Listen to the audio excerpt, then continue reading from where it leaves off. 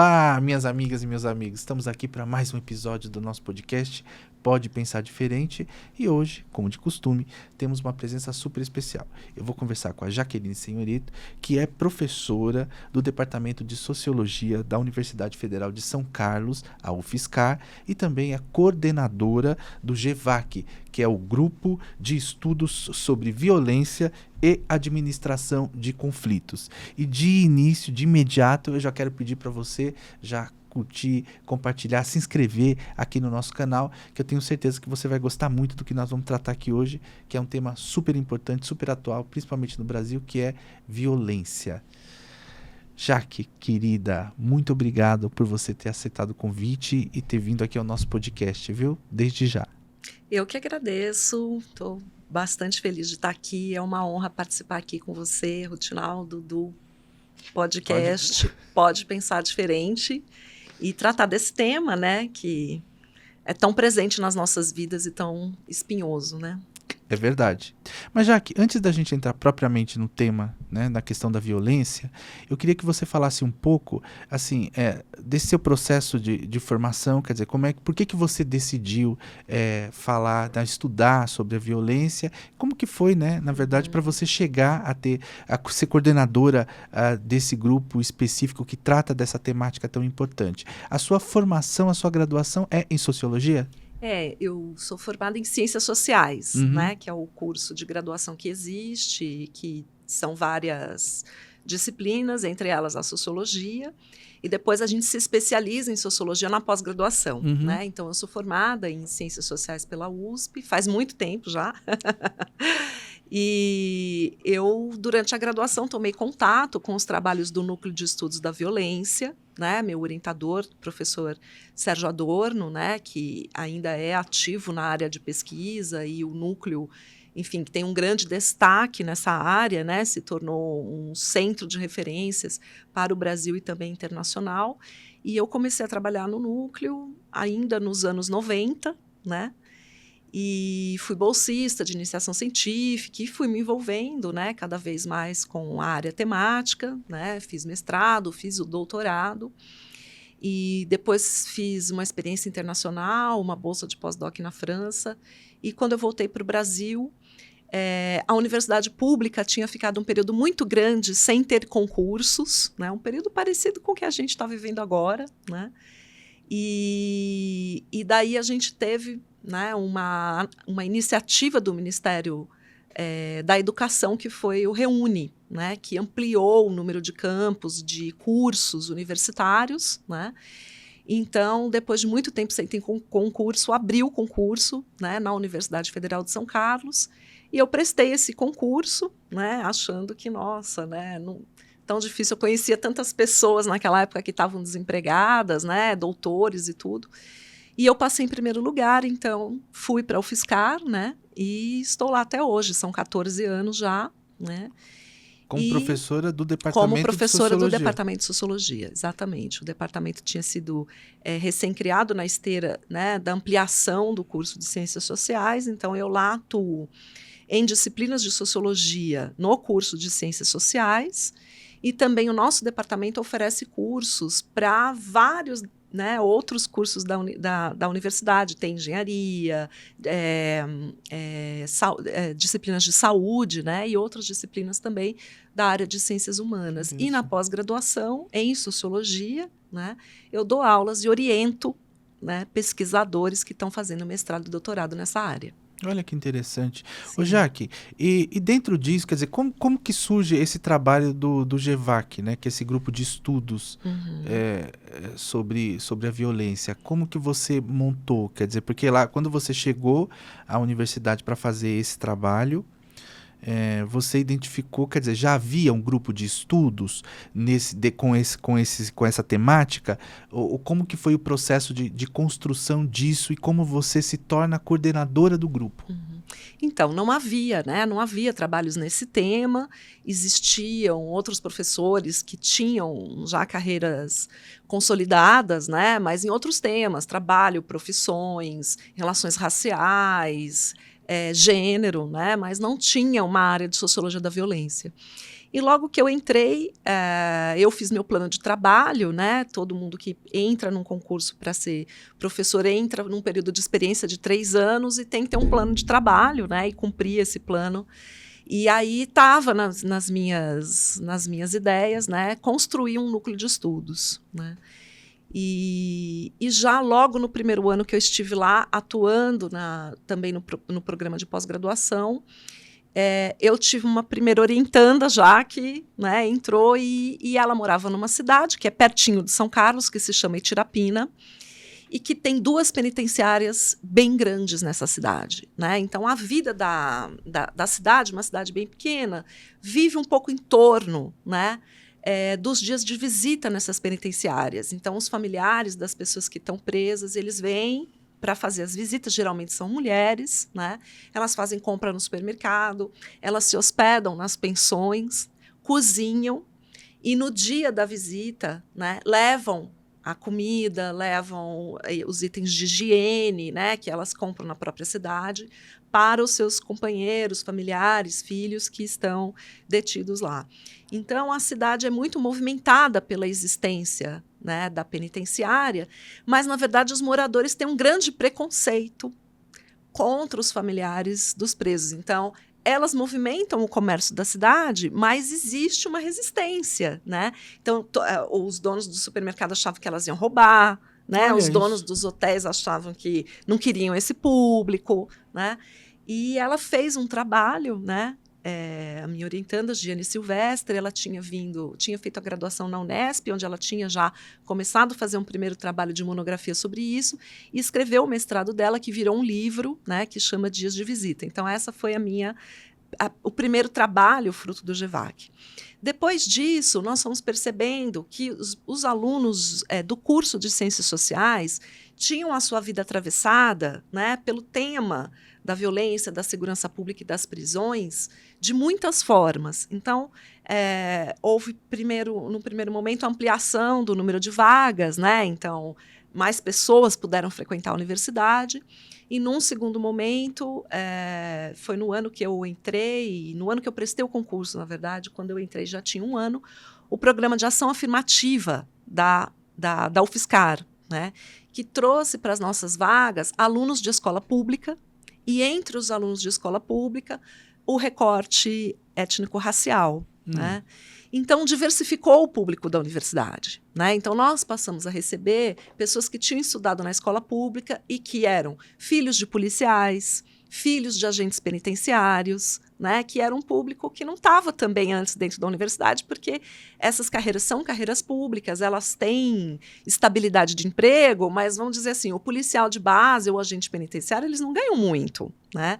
E principalmente nas cidades do interior. Então, a UFSCar se tornou um polo, né, de formação de uma juventude que antes estava excluída da universidade e que passou a compor a universidade. Então, conforme a gente falava em sala de aula, dava os cursos, fazia os eventos, os alunos começaram a se identificar. Então, eu tive alunos filhos de policiais, né, que passaram a querer estudar essa temática. Muito legal. Filhos de diretores de presídio, filho de defensora pública, né? Então, essas pessoas foram atraindo, a gente foi formando um núcleo e uma experiência incrível, porque outros núcleos de pesquisa, né, em grandes centros urbanos, eles têm outro perfil de aluno, né?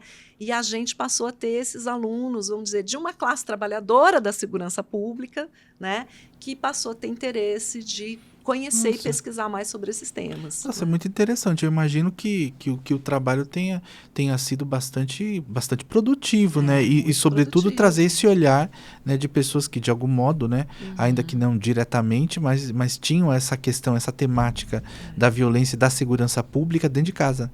Então, e precisavam falar sobre isso, pensar sobre essa experiência de vida que eles tiveram, né? Então, já formei mais de 20 pessoas nesse trajeto, mais de 20 livros já foram escritos, né? Alguns publicados, Nossa, outros são boa. Teses e dissertações, e um número enorme de artigos, né? Então, eu tenho estudantes que também já puderam fazer a experiência de estudar fora do país também, né? E formei pessoas que hoje trabalham nos serviços, né? da segurança pública entendida como uma política pública integrada, né? Porque a gente está acostumado a pensar segurança pública, todo mundo pensar que segurança pública é um tema de polícia, né? Obviamente, a polícia tem uma centralidade, né? Mas a gente pensar que a segurança pública é um direito, né, do cidadão ter segurança, né? E que a segurança pública envolve a prevenção, ela envolve a ação imediata, né, para prevenir, para corrigir, para reparar, e ela envolve a punição e depois a ressocialização daquele que sofreu, envolve o atendimento à vítima, né? Então, segurança pública é um campo de trabalho muito grande, né, para muitos tipos de profissionais, né? Então, você tem assistentes sociais, psicólogos, sociólogos, médicos, né, que estão todos, né, ligados, que o seu trabalho, né, passa a ser exercido, educadores, pedagogos, né? Então, é todo um campo que vai desde a prevenção, né, os serviços ligados, por exemplo, prevenção de violência contra a mulher, né, os serviços que são ligados na infância, conselho tutelar, né, tudo isso faz parte de um grande sistema, né, de proteção e garantia de direitos humanos que tem, né, cujo objetivo é prevenir a violência, né? Atender os casos, né, quando eles ocorrem, serviço de pronta resposta, que daí é a polícia, mas é também o hospital, mas é também a Casa-Abrigo, mas é também a Fundação Casa. Né? Tá, então, mas dentro desse trabalho, desse estudo que vocês fazem, vocês prestam assim consultoria de maneira direta, por exemplo, para órgãos públicos? Sim. O assessoramento? Acontece, já aconteceu, né, de a gente se inscrever em editais, por exemplo, que o Ministério da Justiça fez sobre temas que precisavam ser melhor pesquisados. Então, a gente teve uma grande experiência em 2013, que o Ministério da Justiça soltou um edital, né, junto com a Secretaria de Políticas de Promoção da Igualdade Racial, a CEPIR, sobre policiamento e racismo. Então, nós fizemos uma das primeiras pesquisas bem abrangentes que foram feitas sobre o tema do policiamento e a discriminação racial, e que serviu, né, para instrumentalizar o governo, né, nessa área. Já fizemos um estudo também, uma vez, para a Prefeitura de São Paulo, né, que legal. sobre morte de jovens, né, e a questão racial, né, e a morte de jovens, que na cidade de São Paulo tem muitos jovens que são mortos pela polícia. E aí é um número assim, significativo da mortalidade de jovens, né, com o decréscimo dos homicídios na cidade de São Paulo, o número de pessoas que é vítima da polícia passou a se tornar assim, quase equivalente ao número de pessoas que são mortas por crimes comuns nessa população de 18 a 25 anos, especialmente entre a juventude negra, né? Então, nós fizemos esse levantamento, traçamos um mapa das mortes e tudo isso também para auxiliar, né, a Prefeitura de São Paulo na construção de uma política pública para exatamente, para de alguma forma, né, não permitir que esses jovens continuassem a ser mortos. Eu tenho ex-estudantes, né, que foram formados, fizeram mestrado e doutorado na UFSCar e que hoje trabalham em órgãos públicos ligados, né, à segurança pública e justiça criminal, né? Então, eu tenho uma orientanda, por exemplo, que é a coordenadora do Comitê Paulista de Prevenção de Homicídios de Jovens, né, que é um órgão da Assembleia Legislativa. Ela fez o mestrado e o doutorado comigo, que é só o doutorado, a Maria Carolina Schlittler, né? E é muito interessante porque é um posto que ela se inscreveu e ela foi selecionada pelo currículo, né? E porque trabalhava na área, porque escreveu o livro dela sobre esse assunto, então ela passou a organizar e coordenar as ações do comitê. Eu tenho um outro orientando meu que hoje trabalha no CNJ, né? Esse fez mestrado e doutorado, que é o Felipe Ataíde, e ele trabalha hoje no CNJ com o Conselho Nacional de Justiça, né? Com políticas voltadas à população prisional. né? Então, no momento da pandemia, que o CNJ, né, teve uma grande preocupação, o que nós vamos fazer? Porque as prisões são um ambiente já insalubre, vem o vírus aí, vem essa pandemia, Sim. o que vai fazer? Então, ele trabalhou na preparação, nos estudos, né, para saber o que estava sendo feito em outros países, o que podia ser feito no Brasil e tudo. E tem um orientando que trabalha na Defensoria Pública do Mato Grosso do Sul, né? Recolhendo dados, né? E orientandos que trabalham em organizações, né? Eu tenho um orientando que trabalha no Fórum Brasileiro de Segurança Pública, já tive orientandos que trabalharam para o Sol da Paz, enfim, ONGs, né? Organizações da sociedade civil que atuam nesse tema. Então, precisa formar também, né? Uma mão Exatamente, de assim, a obra. contribuição que vocês dão vai além Isso. do assessoramento direto, mas sobretudo nesse processo de construção, né, de uma formação para que pessoas possam se lançar, né, dentro dessa atividade profissional aí, nos vários setores, seja da administração pública. Mas e o setor privado, por exemplo? Vocês não têm nenhuma ação nesse sentido? Nunca houve? Eu tive uma orientanda que trabalhou numa pesquisa com dados, né? Dados sobre... Então, mas deixa trabalha com as estatísticas criminais e tal para uma seguradora, né? Mas não é muito o nosso então, foco. sabe por que eu estou te perguntando isso? Porque quando a gente fala de segurança pública, a gente tem em mente, claro, a estrutura que a própria Constituição define, né? Porque, assim, dentro dessa estrutura, o que se diz lá? Que a segurança pública, ela tem essa perspectiva de ser também, evidentemente, um direito, mas é também uma responsabilidade de todos no processo de construção disso. Então, por que eu fiz a pergunta?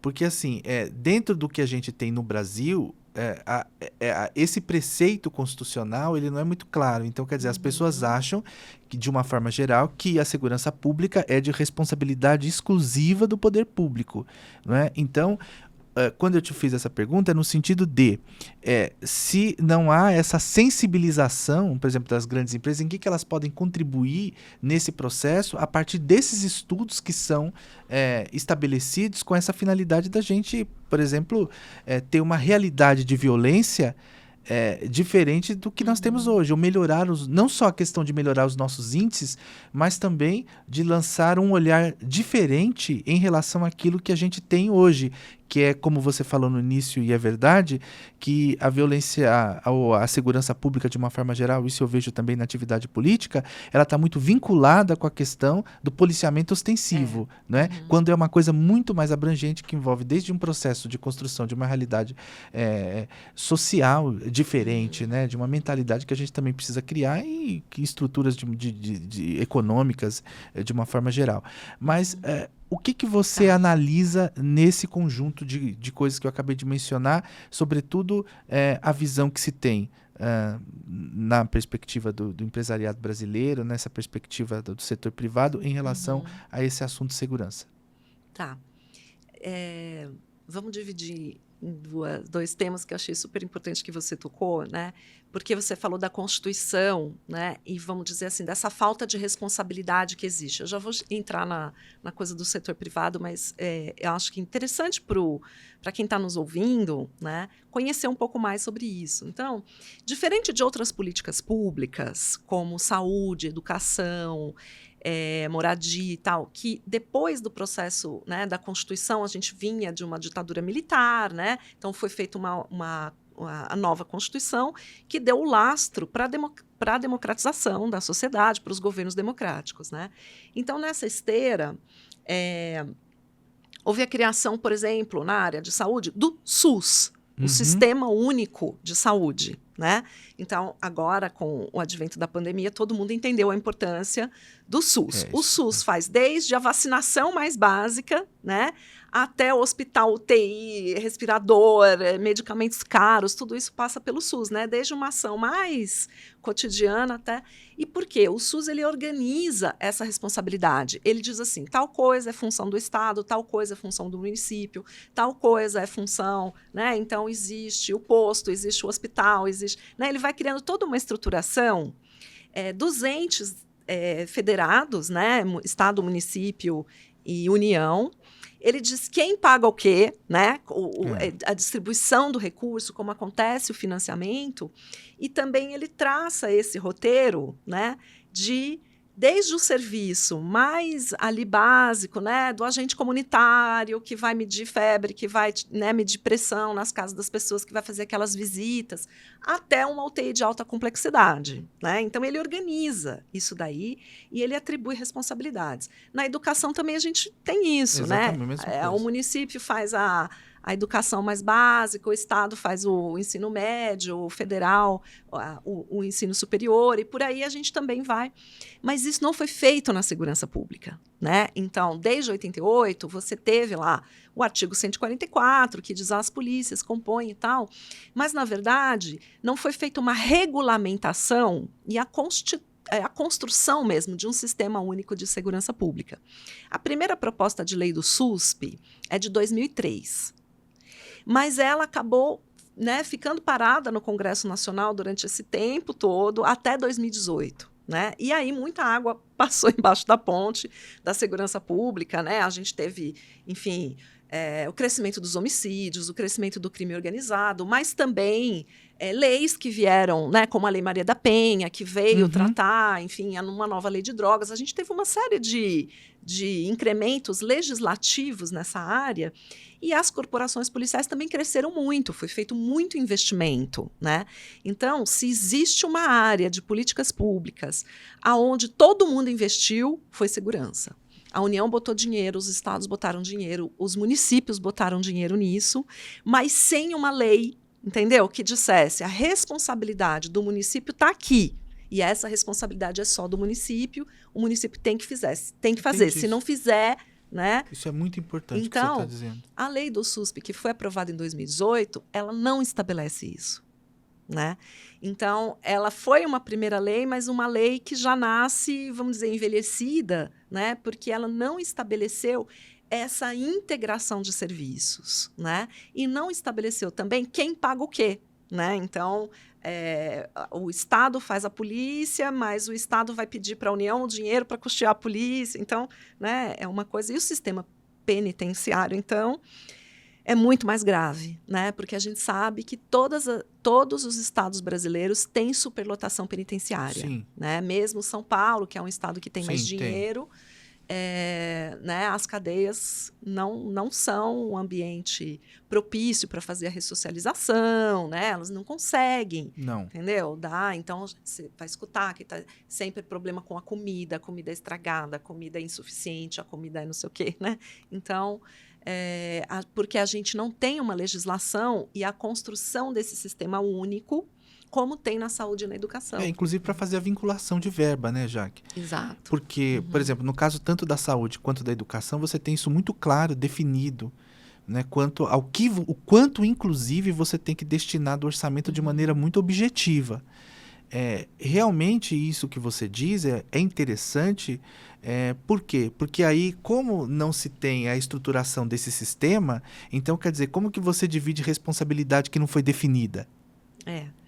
E aí as polícias falam assim, a polícia é o único serviço público que funciona 24 horas por dia, 7 dias por semana, né?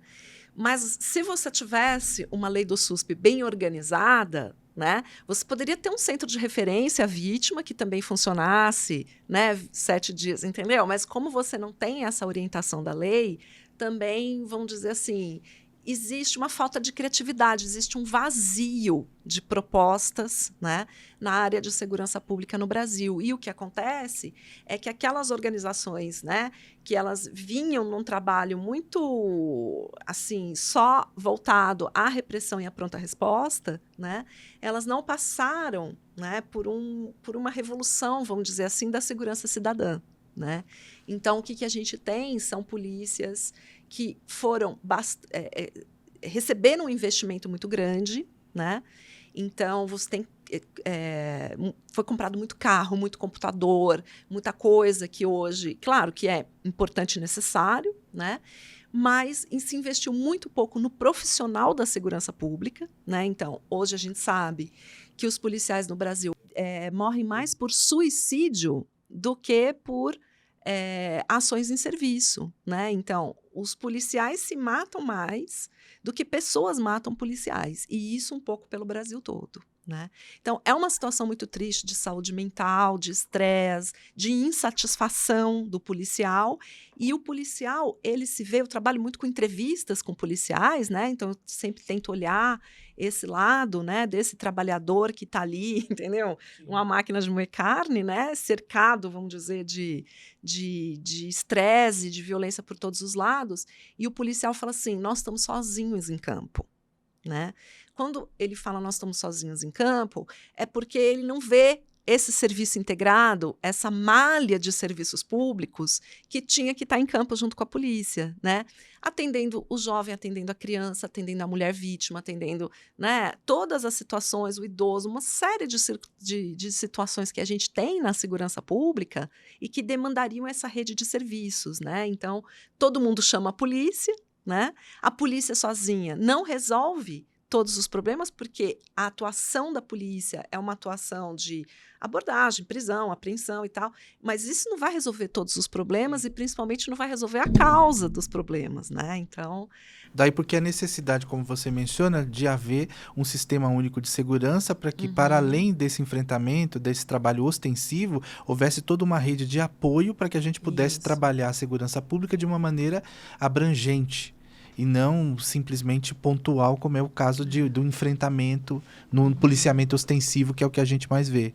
Né? Integrado. Integrado. Mas você tinha me perguntado da... E também falei sobre essa questão da responsabilidade, porque como a Constituição estabelece que é responsabilidade de todos indistintamente, então a minha questão é como que o empresariado brasileiro, ou o setor privado, enxerga essa responsabilidade e o que você avalia que tem sido a contribuição ou a ausência dela desse empresariado, desse setor privado em relação às questões de segurança pública?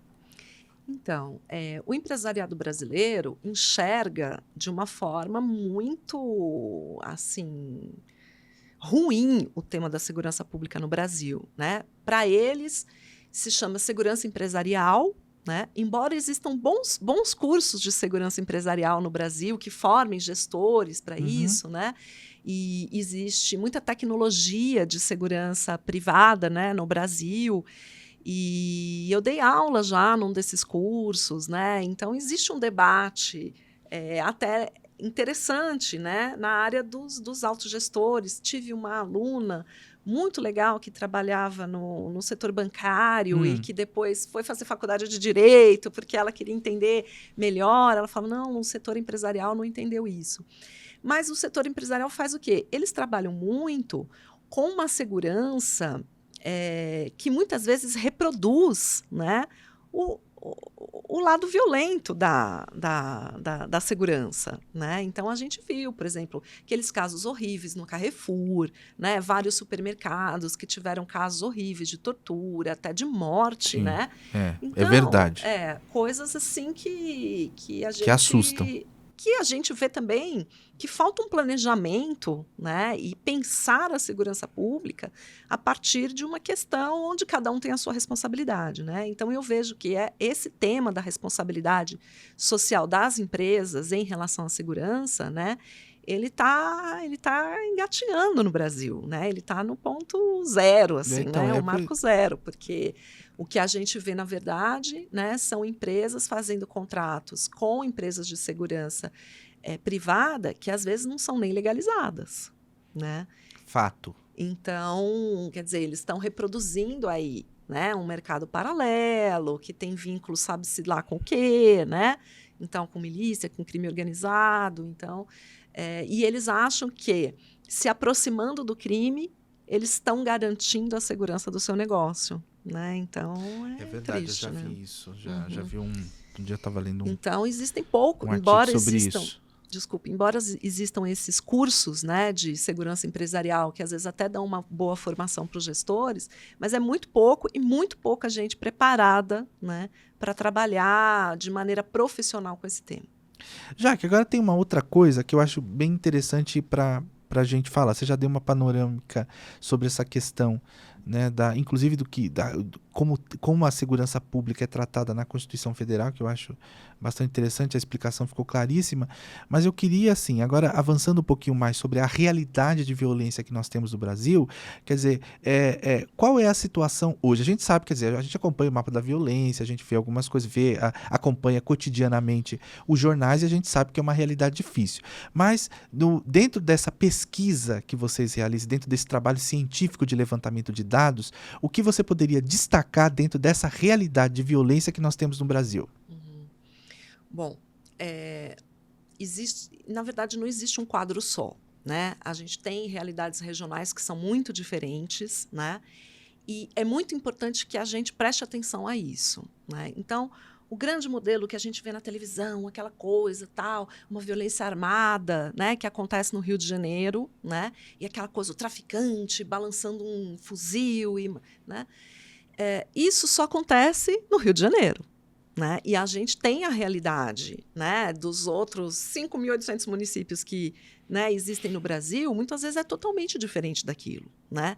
Então, aquilo que essa realidade, né, de violência armada, de grupos que têm controle armado do território, como acontece no Rio de Janeiro, né, não é a realidade da maior parte dos municípios brasileiros. Não é a realidade do estado de São Paulo, por exemplo. Né? Então, o estado de São Paulo teve uma redução de homicídios, né? E aí há muitas hipóteses tentando explicar. Né? Então, um pouco é o trabalho da polícia, um pouco é o trabalho, né, das ONGs, um pouco é o trabalho do Estatuto do Desarmamento, né?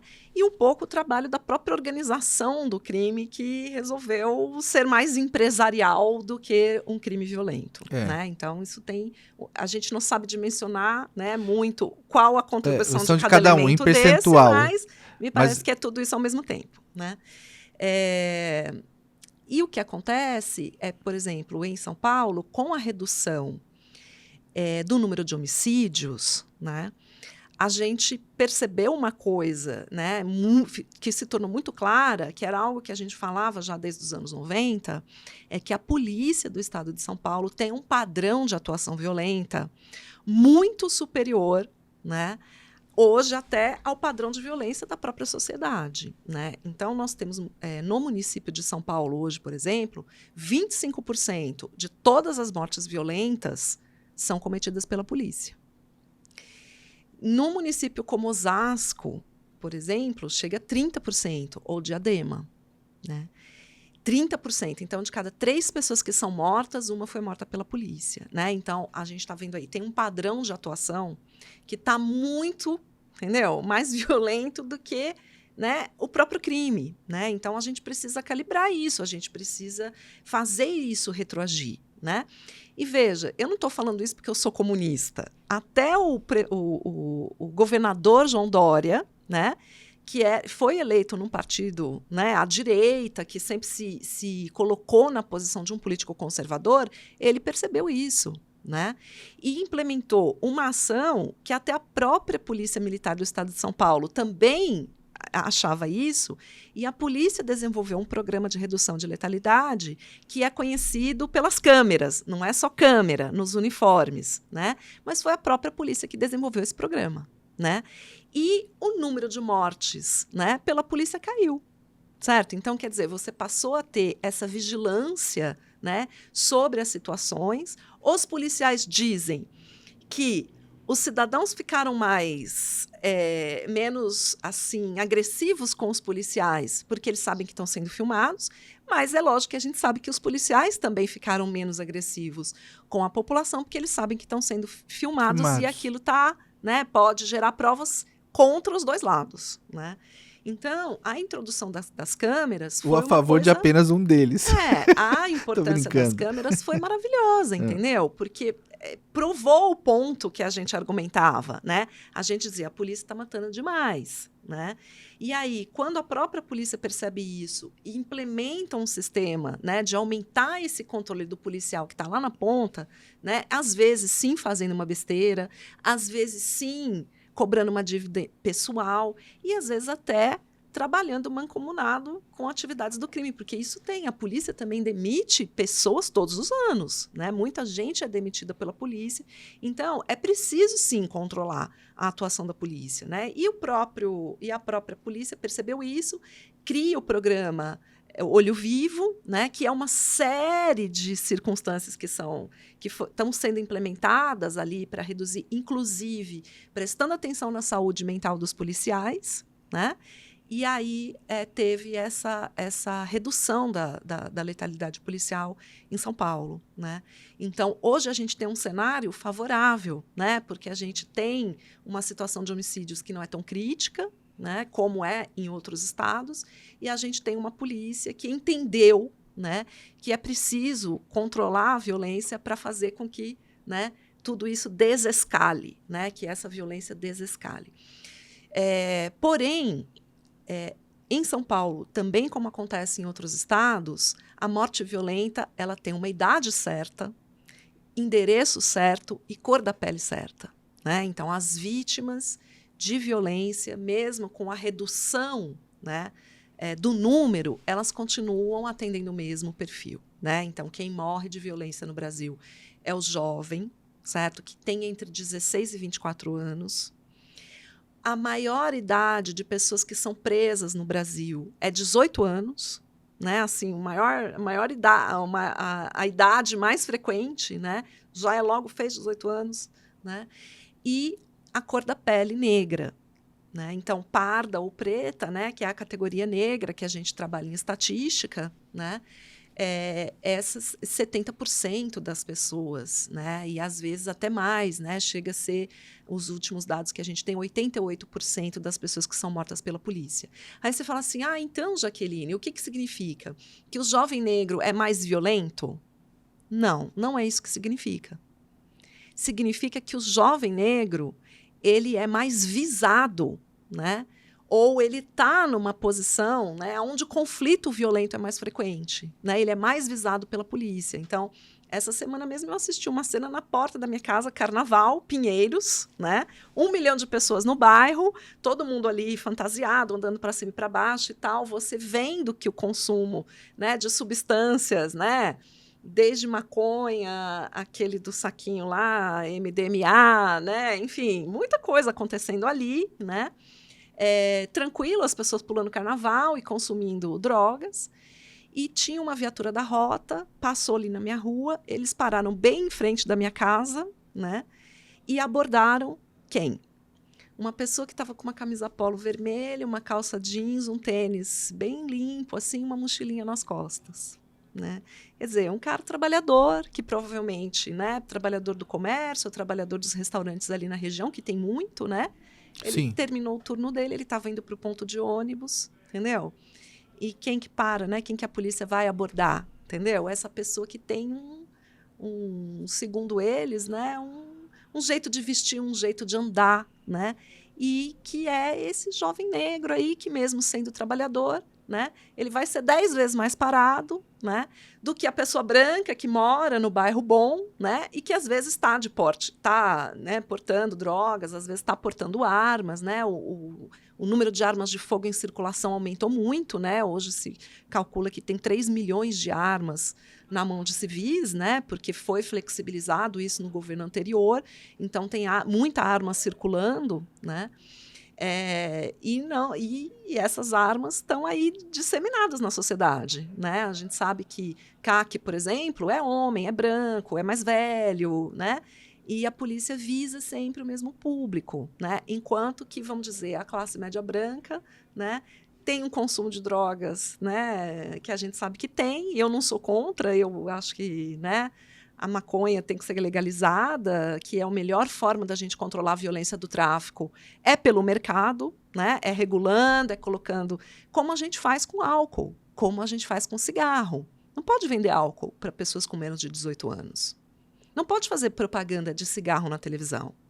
Não pode vender cigarro em porta de escola, né? Mas maconha pode. Por quê? Porque na medida em que ela é um produto ilegal, tudo pode. Né? E a gente sabe que tem tráfico em escola. Né? Então, o que eu acho que tem que acontecer? Eu acho que tem que legalizar e regulamentar.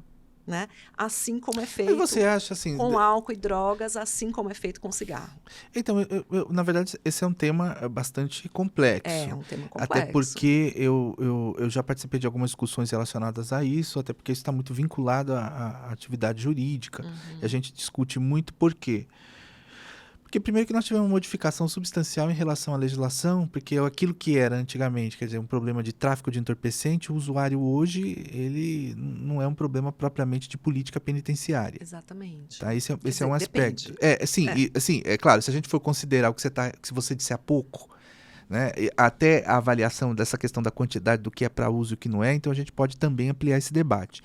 O que eu estou dizendo é, será que realmente existiria no Brasil essa relação de, uma vez regulamentada essa questão, ou sendo legalizada a utilização, né, por exemplo, no caso aí que você destacou, da maconha, com parâmetros bastante claros, firmes, de controle, isso seria suficiente? Por que eu digo isso?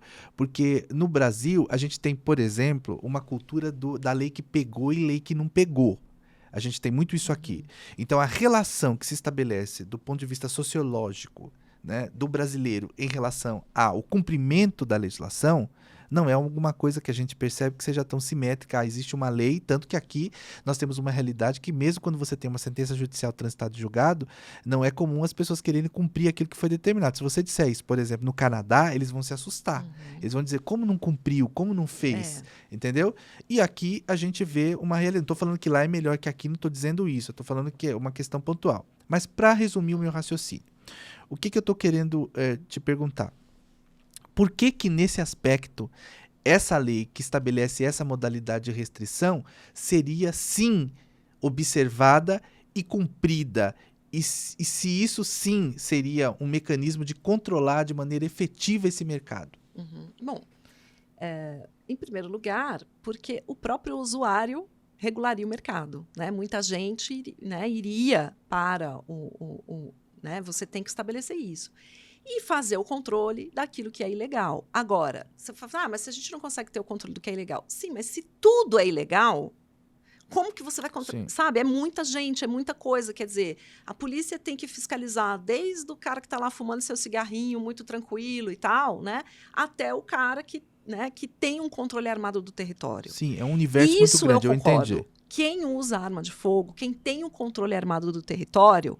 A polícia existe para fazer isso e essa é a função da polícia, né? Agora, o usuário que está ali, né, fazendo aquele consumo recreativo, às vezes até um consumo de saúde, né? Fuma para dormir melhor, fuma para desestressar, fuma para combater sintomas de ansiedade. Ele não tem outro jeito a não ser financiar o tráfico de drogas. Né? E daí o tráfico de drogas tem muito dinheiro, o tráfico ilegal, né? E eles corrompem todo o sistema. Né? Então, isso é uma coisa muito séria. Eu acho que deveria, certo, regulamentar. Os Estados Unidos são um grande celeiro de experiências dessa natureza. O Canadá, né? Eles estão fazendo esses experimentos de modelos de regulação, né? E vendo como que esses modelos vão se aplicando a determinadas realidades, como que faz essa regulamentação, né? Então, a gente já tem com quem aprender, né? Se nós aprendemos a guerra às drogas durante tantos anos com os Estados Unidos, agora que os Estados Unidos mudou a sua posição, a gente também deveria voltar e aprender com eles como, entendeu? Como regulamentar esse mercado. Então, eu acho que isso é uma discussão super importante, porque, em primeiro lugar, as pessoas querem consumir, cara. Sabe, pode ser que eu não consuma, pode ser que você não consuma, mas quantas pessoas que a gente conhece que fumam só maconhinha? Entendeu? Então, se as pessoas querem isso, entendeu? Então, a gente não consegue realmente proibir que existam drogas no Brasil. Né? Não, então... proibir eu acho pouco provável. Assim, mas assim, o que dentro do que você está falando, assim, entre o querer, porque também tem uma questão de saúde pública que precisa ser verificada, que eu acho que é importante. Claro. Né? Porque há limites que precisam ser estabelecidos, porque senão, se as pessoas fizerem só rigorosamente o que elas querem fazer, então a rigor elas não cumpririam nada, ou pelo menos uma parte significativa delas, que não a totalidade. Então, aí a gente tem um exemplo, né, do cigarro e do álcool e drogas, né, que também fazem mal para a saúde, que também vão gerar numa porcentagem de pessoas, né, efeitos mais graves, que é a mesma coisa que acontece com as drogas, né? Então, em estudos internacionais, eles calculam que em torno de 1,2% das pessoas que consomem, mesmo as drogas mais, né, cocaína e tal, vão ter problemas de saúde ou vão ser usuários, assim, contumazes, daqueles que perdem o controle, né? Então, 1,2%, né? Então, se a gente tirasse, entendeu? O usuário que está de boa, aquele que fuma o seu cigarrinho de final de semana, aquele que não está fazendo mal para ninguém, né? A gente tirasse ele da regulamentação, né, e deixasse ele no mercado, né? Ele vai lá, ele compra, se ele tem dinheiro, ele compra, se ele não tem, ele não compra. Ele mesmo controla a qualidade do produto que ele quer consumir, porque tem isso, né? Quer dizer, na medida que é um mercado ilegal, as pessoas estão consumindo drogas que a gente não tem ideia do que tem dentro delas, né? Então, às vezes, não é a maconha que faz mal, mas é, sei lá, o cocô de cavalo que colocaram na maconha para misturar, para render, né? Então, isso é uma coisa séria. Então, nos Estados Unidos e no Canadá, você tem uma regulamentação sobre isso. O que pode vender, qual a qualidade, qual o nível de pureza, entendeu? Tudo isso está sendo regulamentado. Você entra numa loja, certo? E é muito engraçado, é como entrar numa loja de vinhos, né? Olha, tem essa daqui, tem aquela ali, essa daqui é mais para dormir, essa daqui é mais para alegrar, essa daqui é mais para, ela é mais afrodisíaca, essa daqui dá uma sensação assim, aquela dá uma sensação assado. Então, isso dá para o usuário uma segurança muito maior, inclusive, do tipo de efeito que ele vai ter, da quantidade que ele tem que usar. Mas no Brasil ninguém instrui ninguém sobre isso, né? Porque tem que falar que não é para usar. Então, né? Mas eu acho que isso está relacionado. Não, sim, eu acho que você tem razão no aspecto. O que eu estou perguntando aqui é para dar uma de advogado do diabo mesmo, porque eu não quero firmar posição, porque eu tenho refletido muito sobre isso. E essa conversa, inclusive, que a gente está tendo aqui, a ideia da conversa, é justamente ter mais uma oportunidade importante para pensar de maneira qualificada sobre esse assunto. Exatamente, é um assunto que a gente tem que discutir e muito. Né? Mas por que eu tô dizendo? Porque você falou uma coisa importante, quer dizer, se essa política de repressão não deu certo, então não adianta a gente querer resultado diferente fazendo a mesma coisa. Exatamente. Então, assim, alguma coisa tem que ser feita. O fato é que tudo que se fez até aqui, que foi exatamente reprimir, não deu certo. Então, vamos dizer assim, a polícia matar. Bom, a polícia está matando tem 50 anos.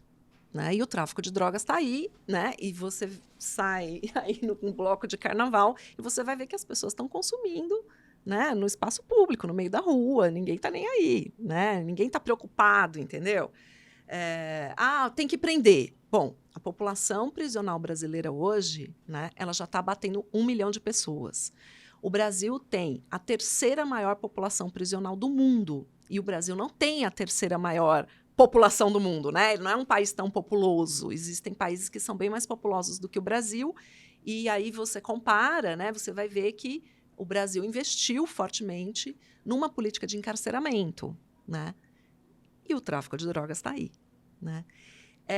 Então tem que ensinar as crianças, né, ProERD. Tem que ir na escola, a polícia lá falar que não pode usar, que não pode usar, que não pode usar. Eu te pergunto, né, quantas pessoas você conhece que não usaram, né, não fumaram uma maconha porque era proibido? Eu não conheço ninguém. Todo mundo que eu acho que iria fumar, fumou sendo proibido, né? Então, isso é uma hipocrisia, né? Mas o que a gente faz com a pessoa que vai adoecer? Né? A mesma coisa que a gente faz no caso do álcool.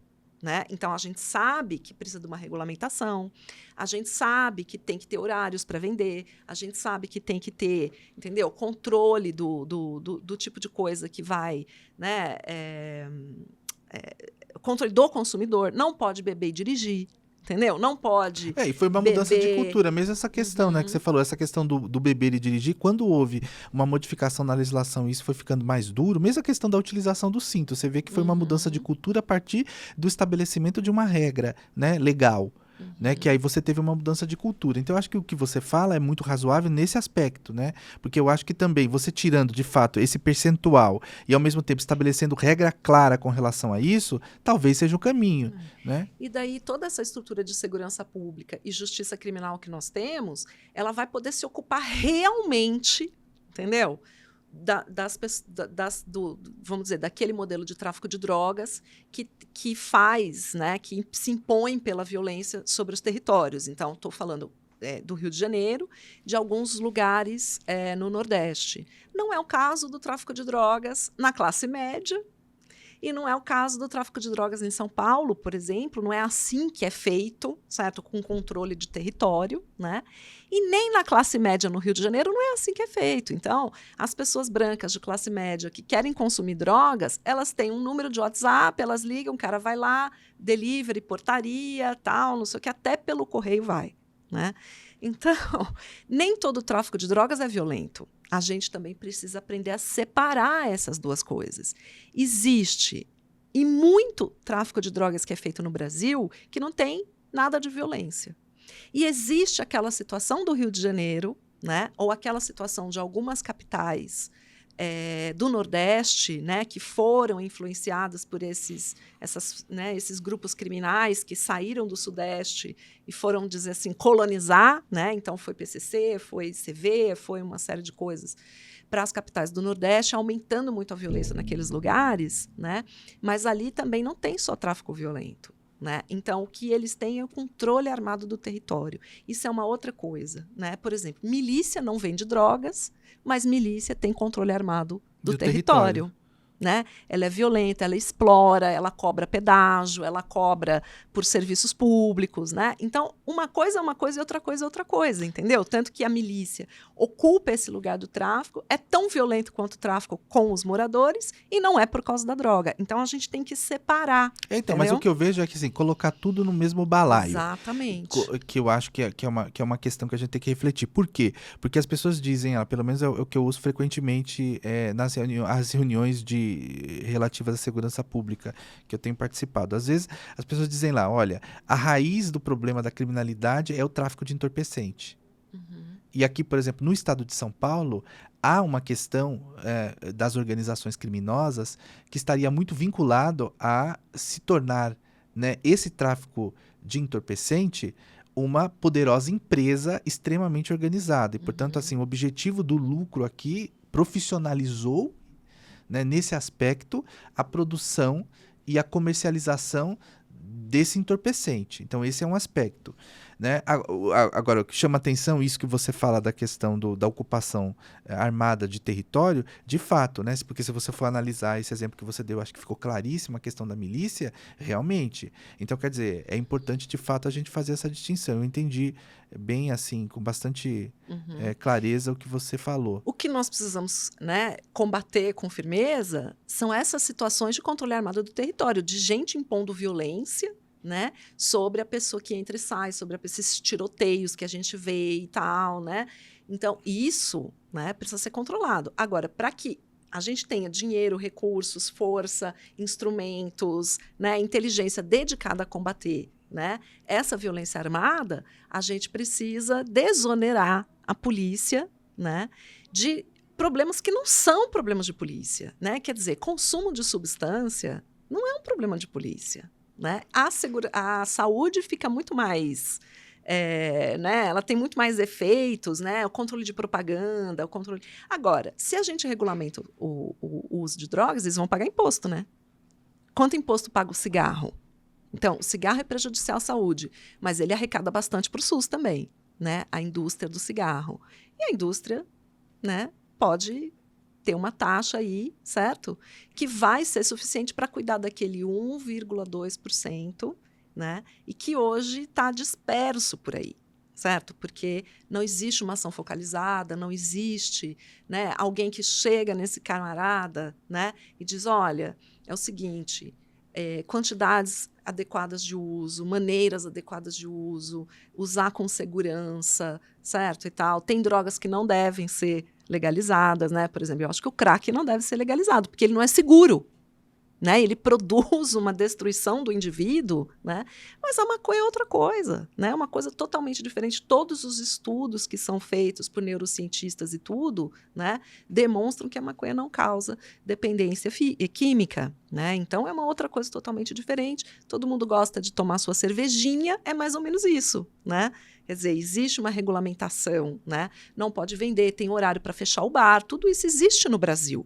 O Brasil é um país que tem controle de álcool e cigarro feito muito bem e funciona, né? E por que a gente não poderia aproveitar essa expertise, né, para outras substâncias? Mas vamos voltar lá no problema da violência que assusta, né? Você falou dos grupos criminais, né? Em São Paulo, por exemplo, a principal atividade, né, desse grupo aí, que é o PCC e tudo, nem é o tráfico de drogas, né? Eles se construíram e o negócio deles gira em torno de assalto a bancos, né? Então, eles são muito mais... em algum momento, eles fizeram um sequestro, né? E agora, você pode ver que tem uma moçada que está migrando, né, dessa criminalidade feita na rua para o WhatsApp, dar golpe de WhatsApp e tal. É uma mudança, e uma mudança geracional, inclusive, na medida em que até para dar golpe de WhatsApp você tem que ter um nível de escolaridade, né, mínimo, né? Porque você tem que saber operar, você tem que saber escrever, tem que saber convencer a pessoa e tal. Então, a gente está vendo, na verdade, que uma cidade como São Paulo, por exemplo, ela está repetindo o modelo que já aconteceu em outras cidades do mundo, que é de transitar de um crime muito violento para modalidades criminais que são menos violentas, como é o caso daquele golpe de WhatsApp.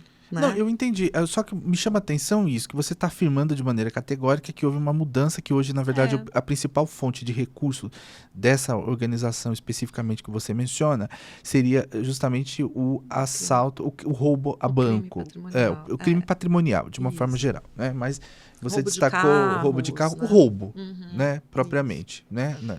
Então, na verdade, e como que você levanta esses... Como que você chega, por exemplo, a esses dados? Quer dizer, isso porque são estudos, a própria polícia, né, investigações que a gente lê, que a gente conhece, que a gente ouve os policiais comentarem, né, tanto na imprensa como nos eventos especializados que a gente frequenta, né, mas de pesquisadores, de sociólogos, antropólogos que estudam esse fenômeno, né, e que, inclusive, tanto, vamos dizer, tentam entender o modelo de negócios, né, quanto fazem pesquisa nos bairros, né, e nas prisões. Então, eu tenho colegas, né, que são professores, que pesquisam isso e que conhecem, né, o retrato. Inclusive, existe um trânsito bastante grande entre polícia e universidade. Né? Então, você tem policiais que vão fazer pós-graduação na universidade, né? A gente, muitas vezes, analisa materiais,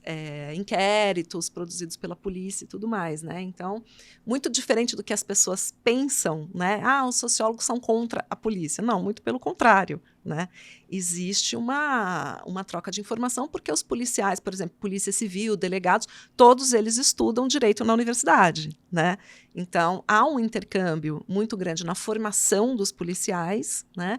E na formação dos policiais com esse tipo de informação, né? Onde está o crime violento, quem é a principal vítima, né, do crime violento, diferenciar as modalidades de violência. Então, por exemplo, estupro e violência contra a mulher, eles têm uma dinâmica, uma causa e uma solução que são totalmente diferentes dessa realidade da violência armada, né, do tráfico ou de grupos armados ou do roubo. São dinâmicas totalmente diferentes. Entendeu? O cara que bate na mulher, muito provavelmente jamais ele vai cometer um roubo. Entendeu? A cabeça dele funciona de outra forma, né? E também, vamos dizer, os serviços de atenção, tanto a vítima quanto o serviço da polícia, tem que olhar e tem que ser muito especializados nesses tipos, né? Então, eu acho que não pode existir uma polícia só. Sim, entendi. E a polícia não pode ter só o modelo, né, do assaltante que tem que ser parado na rua, que é o modelo do policiamento ostensivo. A polícia tem que ter... Ela tem que ser especializada no atendimento da violência contra a mulher, ela tem que ser especializada em atender pessoas idosas que, entendeu, tem medo, sentem medo e tal, ela tem que ser especializada em roubos de carros, ela tem que ser especializada em segurança bancária, entendeu? A polícia, muitas vezes, ela é um remédio que serve para tudo. Né? E aí não dá. Ela é tipo uma pomada minâncora. Sim, porque aí não vai conseguir resolver. Eu entendi a lógica do raciocínio. E, na verdade... os policiais têm que ser muito mais especializados, né? Eles têm que estudar mais, eles têm que receber mais incentivos para se especializarem. E, na minha opinião, né, a gente teria que ter uma polícia da Maria da Penha, né? Uma patrulha Maria da Penha independente, quer dizer, que quem prestasse concurso prestasse para se dedicar a isso, que estudasse isso, entendeu? Que passasse a sua vida inteira se Mas você acha que tem formando. estrutura de Estado suficiente para atender todas essas demandas, considerando a realidade social do Brasil? Essa é a grande questão. Dá para montar isso? Então, dá para montar isso, É. né? Porque hoje já tem patrulha Maria da Penha, mas vamos dizer Sim. assim, a pessoa entra na polícia Não, não tô com falando só interesse... específico, eu tô falando no geral, porque você falou, e eu concordo com você nesse aspecto aí, que é, teria que especializar.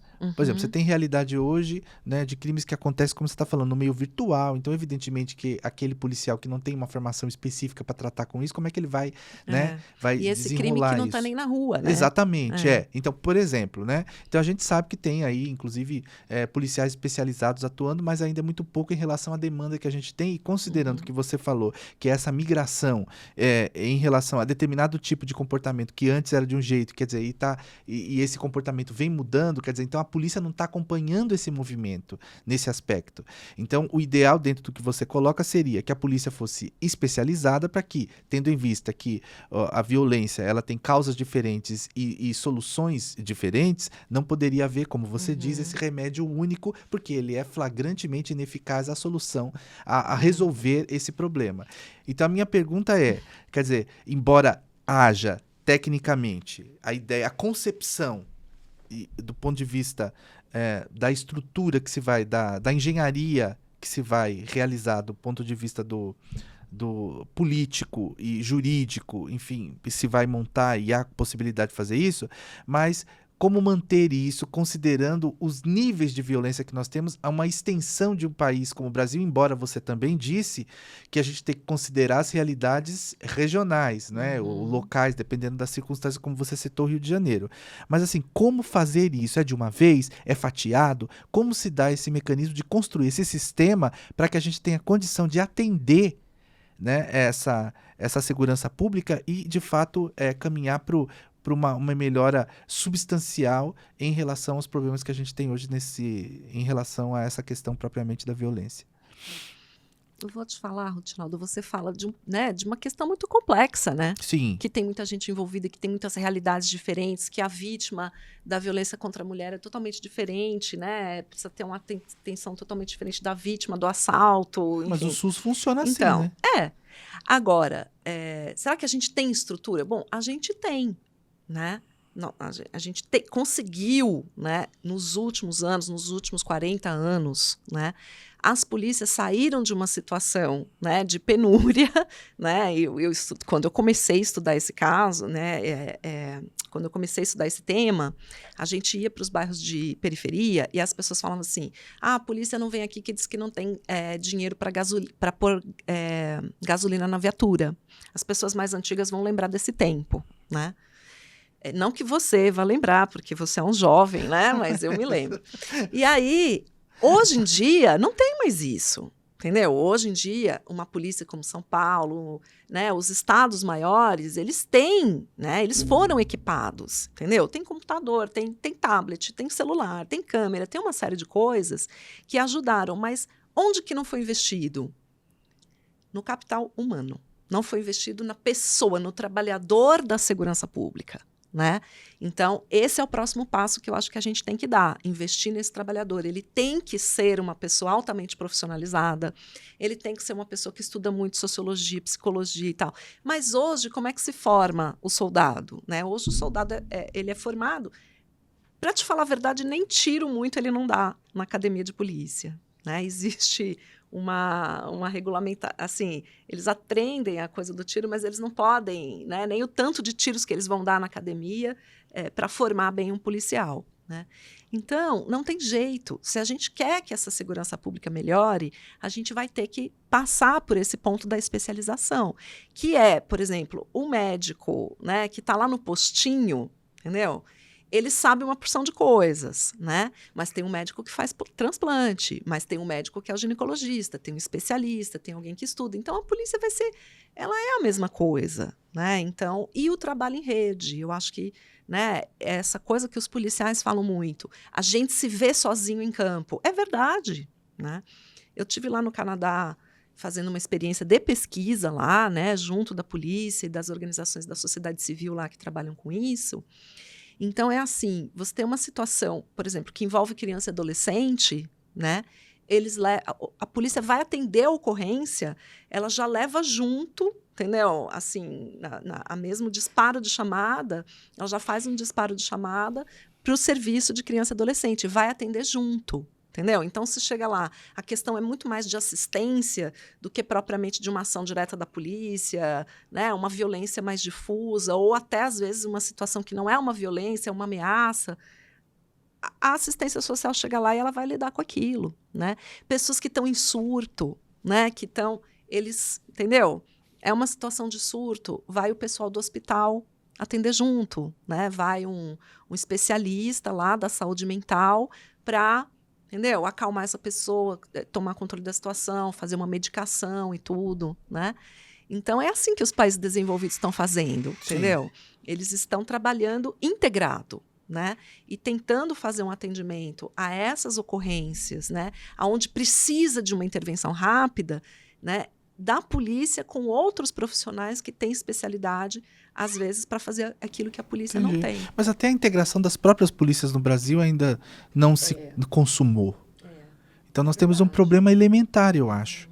Né? Porque essa comunicação não é, eu estou dizendo isso porque é um dos problemas que a gente mais ouve, né? Porque às vezes você tem, por exemplo, uma base de dados, vamos lá, coisa elementar, a base de dados, por exemplo, da Polícia Militar, que não comunica, por exemplo, mesmo com a, não é verdade? Exatamente com assim. A base a de um estado não integra com a do outro, então, e aí fica complicado mesmo, né? Porque então, acho que quando você fala dessa questão desse sistema único de segurança, seria isso, né? Porque é claro que é uma coisa que não é fácil, evidentemente, mas que existem caminhos que precisam ser construídos, porque assim, o que ocorre é que essa realidade que nós temos hoje de segurança no Brasil a todos incomoda, isso é uma coisa que dificulta muito, até eu acho que investimento também, né, nesse sentido, porque um país como o nosso, com os índices que tem de violência, quer dizer, tem alguns lugares que estão inviabilizados por conta disso, você vê, tem lugares do Rio de Janeiro que você não consegue entrar, a gente sabe disso, então assim, isso não pode acontecer, porque essa ausência do Estado também prejudica muito estruturalmente o país. Agora, eu vou te falar uma coisa. Houve projetos, muitos projetos que já foram realizados no Rio de Janeiro, que tiveram sucesso. O problema é que eles são descontinuados, o problema é que muda o governador, muda a política, entendeu? O problema é que vai a polícia fazer a sua parte, né? Por exemplo, a UPP, criou a UPP, vai lá, põe o posto policial, eles vão lá, tiram, né? Desarmam os traficantes, começam a fazer uma relação com a comunidade. Aí teria que ir a parte social, né? A prefeitura teria que colocar os serviços, pegar aquela juventude, entendeu? Que quer, né, comprar um tênis, que quer comprar uma calça, que quer comprar um caderno legal, que precisa de um celular, entendeu? Precisa ter esse serviço, precisa ter geração de renda para a juventude, né? Se não chega a geração de renda para a juventude sabe quem paga, entendeu? Quem paga bem para um servicinho, né, do tráfico, por exemplo, ele vai ali fazer uma entrega, ele vai ali fazer um negócio, ele ganha dinheiro. E não tem uma prefeitura ali, entendeu? Dizendo, olha, vem aqui que nós vamos dar um curso para você de mexer em computador, design, gráfico, não sei o quê, para você se profissionalizar numa coisa legal, curso de DJ, curso de não sei o quê. Pra você fazer os teus bicos, pra você fazer os teus corres dentro da legalidade e ganhar esse dinheiro aí que você precisa pro teu tênis, pro teu celular, né? Então, é isso. Os jovens, eles vão para o tráfico de drogas não porque eles nasceram errados, é porque eles têm os desejos que a gente também tem, né? E estão vivendo em famílias pobres, vivendo em comunidades que não têm a estrutura do Estado, onde a escola já é ruim, onde, né, não está chegando essa atenção. E no Rio de Janeiro acontece isso. Né? Quer dizer, não é que é um problema sem solução. Houve muitas soluções que já foram propostas. E a gente sabe que a polícia sempre fez a parte dela. Agora, os outros serviços públicos é que não fizeram.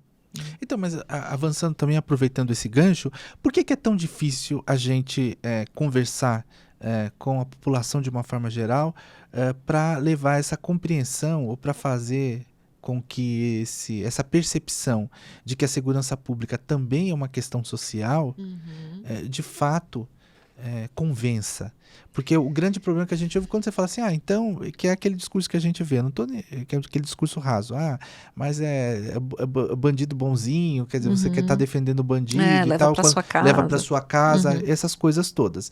Então, assim, como desconstruir isso? Porque mesmo as pessoas que de repente vivem em comunidades que são violentas, grande parte até pensa que a solução está justamente nesse trabalho ostensivo. E quando você imagina de alguma estrutura social, né, para essas pessoas que de repente cometeram um crime para ela ser ressocializada, você não vê esse apoio, porque as pessoas são muito refratárias, por exemplo, a quem eventualmente praticou um crime, cumpriu uma pena, para você recolocar, assim, tem uma série de dificuldades, porque há muito preconceito também em relação a isso. Então, como trabalhar isso para que a gente tenha a possibilidade de ter uma realidade que favoreça, né, a compreensão de que a violência também é uma questão social?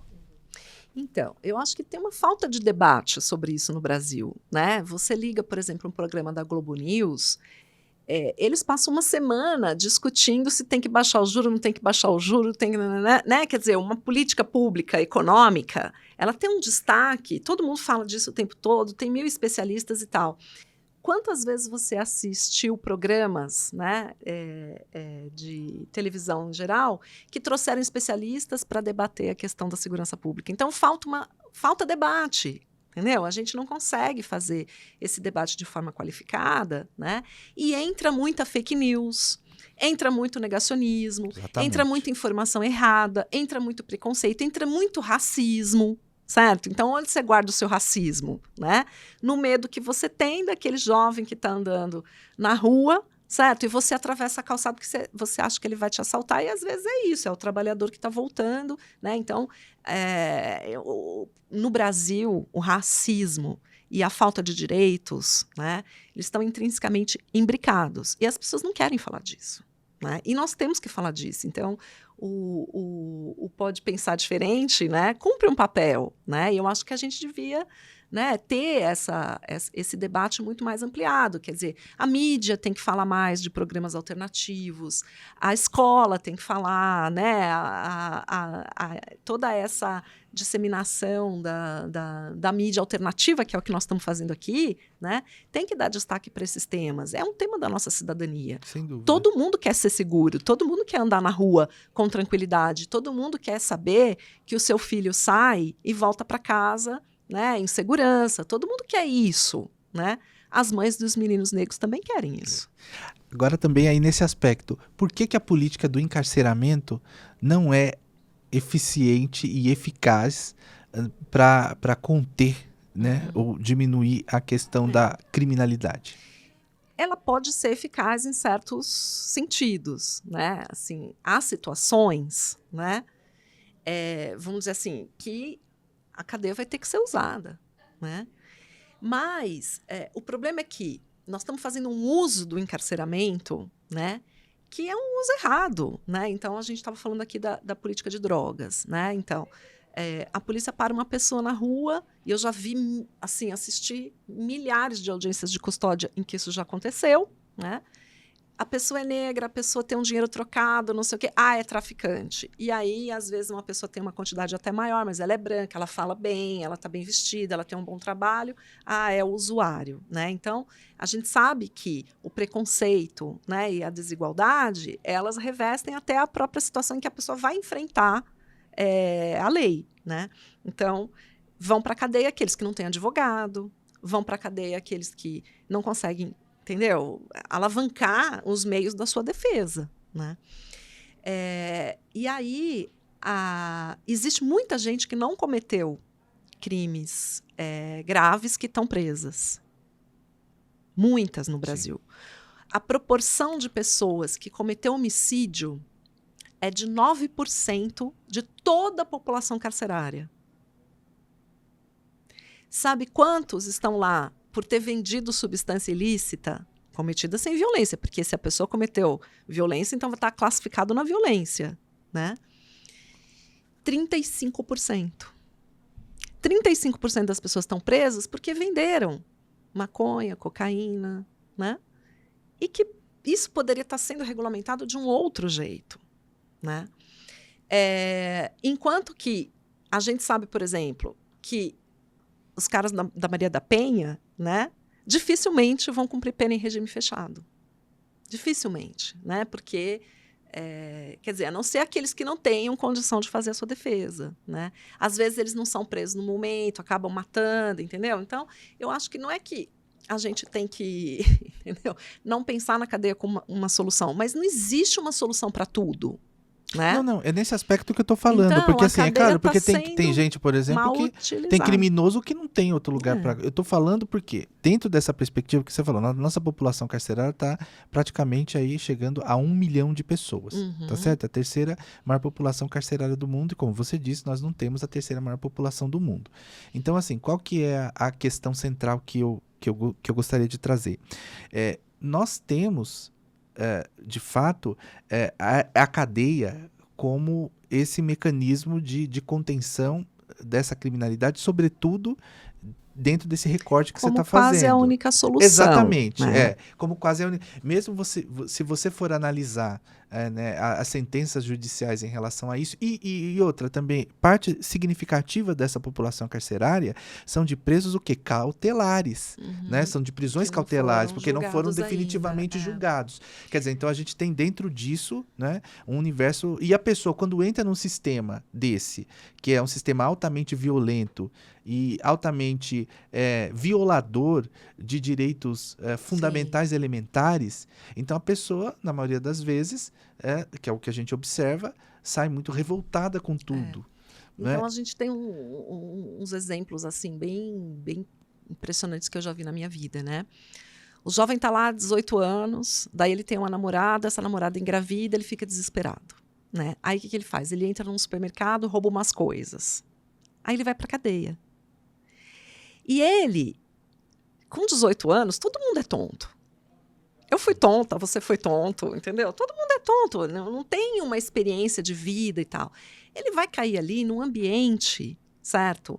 Onde ele vai estar ali, entendeu? Lidando com organizações que tomam lugar daquilo e que estão ali loucos para recrutar alguém, entendeu? E daí ele chega lá, não tem comida, não tem sabonete, não tem banho quente, não tem toalha, não tem colchão, não tem nada, né? A facção olha para ele e fala assim: "Ô, querido, olha aqui, um sabonete, um papel higiênico para você. Sua mãe tem como vir te visitar, né? Fala para ela que eu posso arrumar o dinheiro do ônibus para ela, entendeu? Então, é isso que eles fazem. Eles recrutam ali uma mão de obra, certo?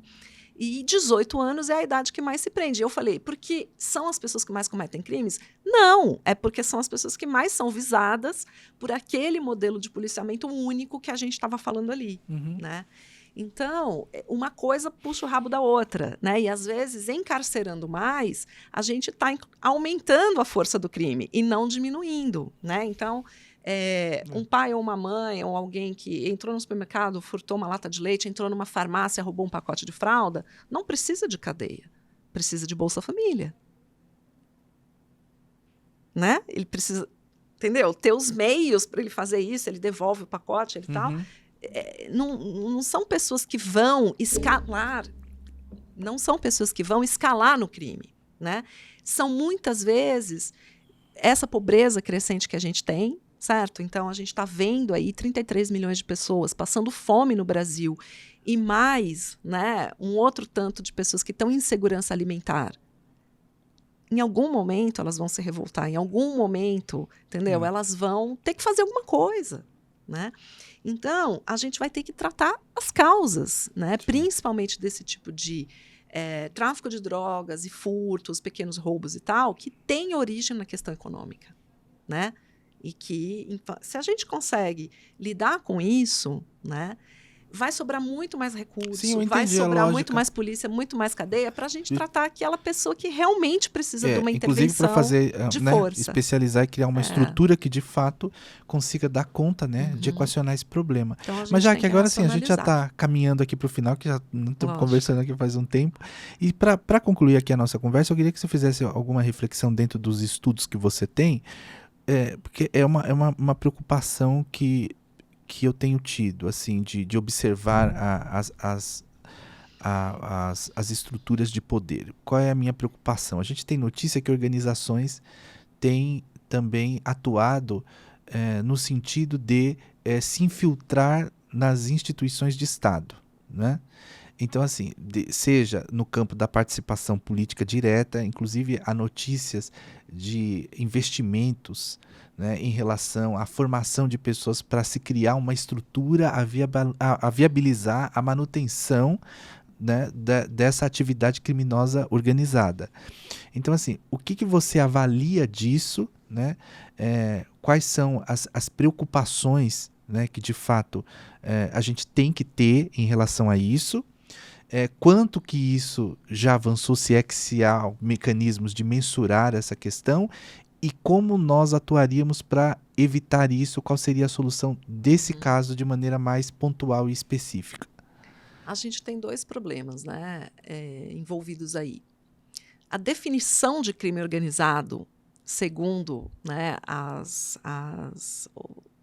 normativas internacionais, né, crime organizado é aquele que tem capacidade de desmobilizar o Estado, quer dizer, é aquele que tem capacidade de corromper os agentes públicos. Só é organizado o crime que faz isso, né? Então, vamos dizer, política proibicionista leva a mercado ilegal, que leva à corrupção policial, né?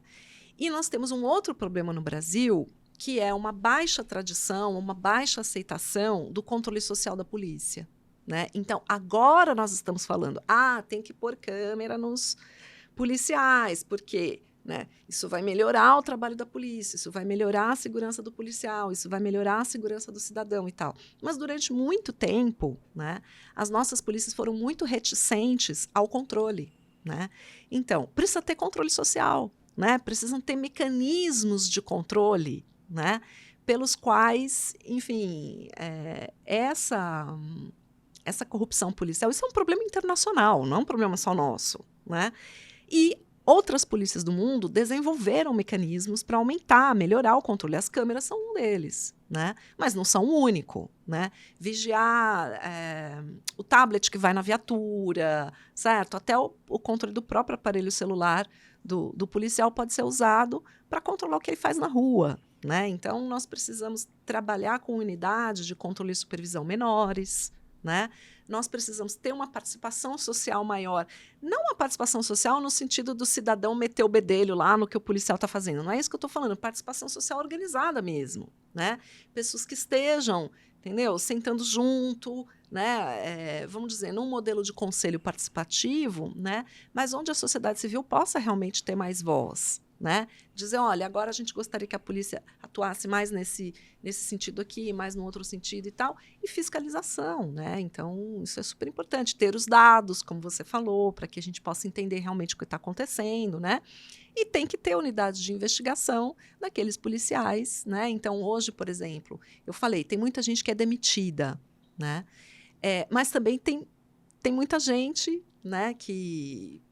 por exemplo, na justiça militar é uma confusão se a pessoa vai ser julgada na justiça civil ou na justiça militar, quando é militar. Então, tem uma série, vamos dizer assim, de barreiras aí, né, para que se investigue aquele crime cometido pelos maus policiais. Não, sim, eu entendi. É que essa é a dimensão dentro da polícia de maneira específica. A minha preocupação, que é o que eu tenho lido, é sobre o fato de que esse crime organizado, e tipicamente assim organizado, se está entendendo ou se está projetando a ocupação dos espaços de poder através, por exemplo, do mecanismo político, dessa infiltração nas esferas de poder, entendeu? Porque isso me preocupa. Como a gente já viu em alguns lugares, assim, já teve notícia de candidatos, por exemplo, para ocupação de espaço de poder, que são candidatos que são oriundos, né, de organizações criminosas. Eu não estou dizendo que isso não existiu no passado, só que quando isso é sistematizado, quando isso é um modus operandi, é estruturado, tem um método,